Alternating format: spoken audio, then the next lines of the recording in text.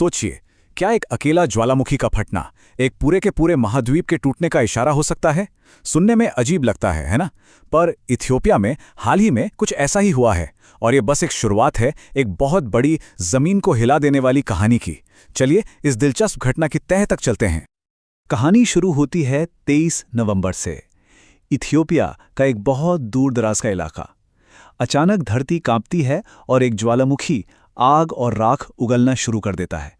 ये कोई छोटा मोटा धमाका नहीं था, ये एक ऐसी घटना थी जिसने दुनिया भर के वैज्ञानिकों का ध्यान अपनी तरफ खींच लिया। हाईली गुब्बी, ये नाम है उस ज्वालामुखी का, और वो इतनी जोर से फटा कि मीलों दूर लोगों को लगा जैसे कोई बहुत बड़ा बम फट गया हो। उसकी आवाज ने जैसे आसमान को चीर कर रख दिया हो, और चारों तरफ एक दहशत का माहौल बन गया। और जो बात इसे सच में असाधारण बनाती है वो है इसका समय। ये ज्वालामुखी पता है कब से शांत था? पूरे 12,000 सालों से।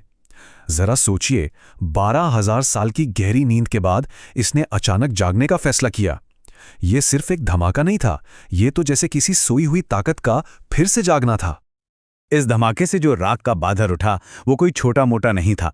वो 500 फीट की ऊंचाई तक गया, इतना विशाल कि उसे अंतरिक्ष से भी देखा गया।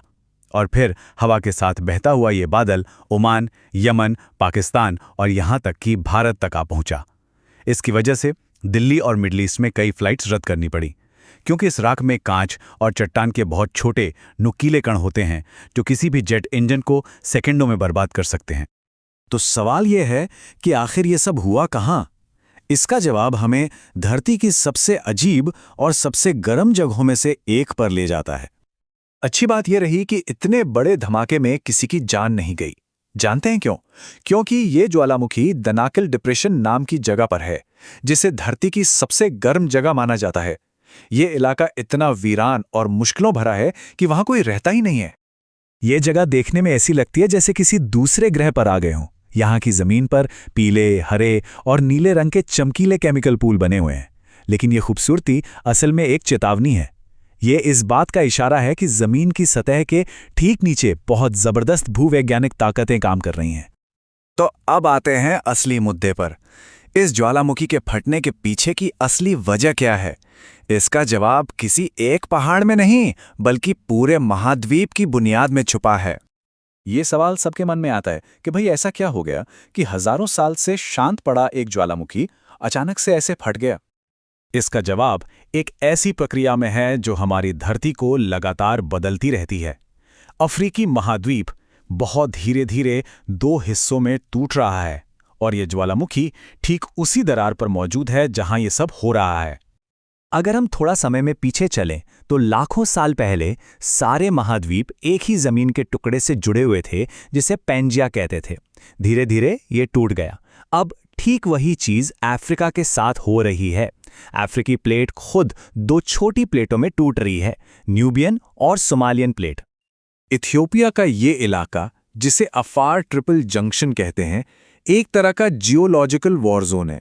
यहीं पर 3 बड़ी टेक्टोनिक प्लेट्स, न्यूबियन, सोमालियन और अरेबियन, एक दूसरे से मिलती हैं और एक दूसरे से दूर खिंच रही हैं।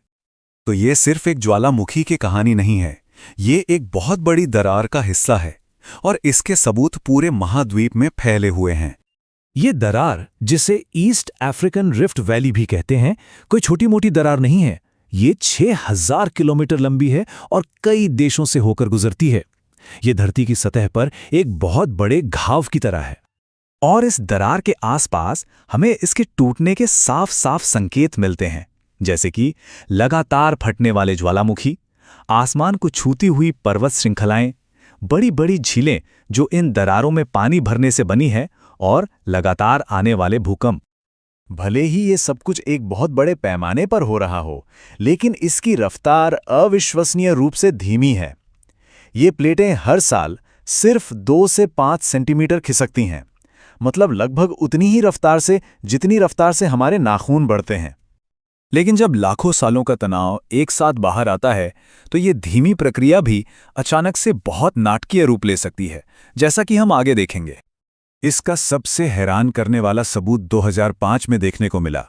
इथियोपिया के रेगिस्तान में सिर्फ 10 दिनों के अंदर 60 किलोमीटर लंबी एक बहुत बड़ी दरार खुल गई।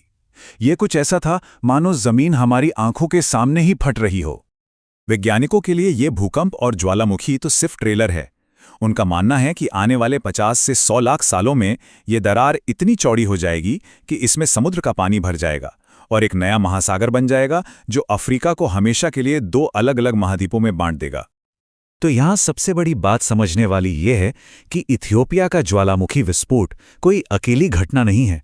ये एक बहुत बड़ी और धीमी गति से चल रही प्रक्रिया का एक हिंसक लक्षण है, एक महाद्वीप का टूटना। और ये हमें एक बहुत गहरे सवाल पर लाकर छोड़ देता है। अगर एक पूरा महाद्वीप हमारी आंखों के सामने टूट सकता है, तो हमारे इस ग्रह पर और कौन से इतने बड़े अदृश्य बदलाव हो रहे हैं जिनके बारे में शायद हमें पता भी नहीं है। हमारी दुनिया हमेशा गति में है।